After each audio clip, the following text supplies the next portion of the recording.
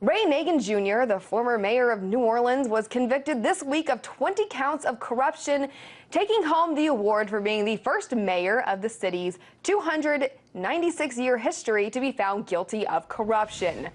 Nagin was the mayor before, during, and after Hurricane Katrina hit New Orleans. We now know that he told people who wanted to help clean up the aftermath that they had to pay him first. Here to discuss is Lew Rockwell, founder and chairman of the Mises Institute.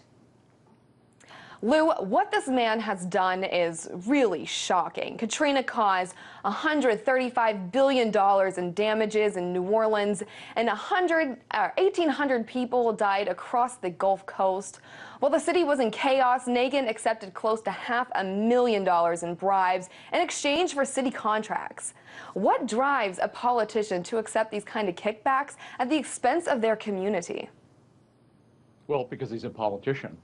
I mean, it's actually not shocking at all. I mean, this is municipal government in America. I'd argue it's other kinds of government, too. All these cities are corrupt. The mayors are corrupt. They all take bribes. This is the way the cities run, the town councilman. It's really not shocking at all that Ray Nagin is corrupt, just like other big city mayors. The question to me is, why was he singled out? Because of course he's corrupt. Of course he was taking bribes.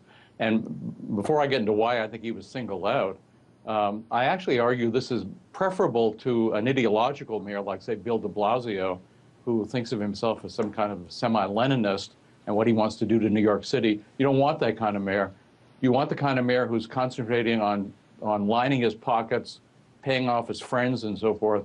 That's a far less harmful practice than the socialists and the fascists that we, Rahm Emanuel in Chicago and so forth. Those kinds of guys are far more dangerous. But I think what happened, why did Nagin get singled out? You always have to ask the question, since the corruption is so endemic, why does a guy like that get singled out? My guess is that he offended somebody in FEMA or some other federal agency who was capable of saying, go get this guy. Well, we all knew he was corrupt. They're all corrupt. Well, while it is Detroit is corrupt. New York. I mean, this is municipal government. Small towns and cities are corrupt too. I don't want to shock anybody's civics class version of government. This is the way they all are. Well, while it is true that there were many people that were responsible for what happened in New Orleans during Katrina, but Nagin faces up to 20 years in prison, and he was the only person responsible. But do you think the punishment fits the crime? Is that enough? No, we should, I could see taking all his money. I don't think anybody belongs for 20 years in a government cage. I think that's, I think it's a terrible thing. As you mentioned, earlier about the corruption in the Baltimore prisons, and of course, prisons are all full of criminals. I don't want to shock anybody about that either. And all terrible things go on there.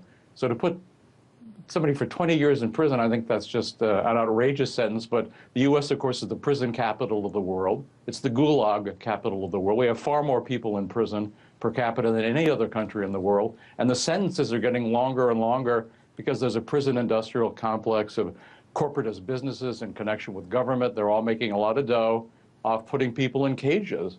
It's a terrible thing, and that's what we ought to be concerned about. And if we're concerned about government corruption, we have to reduce the size of government.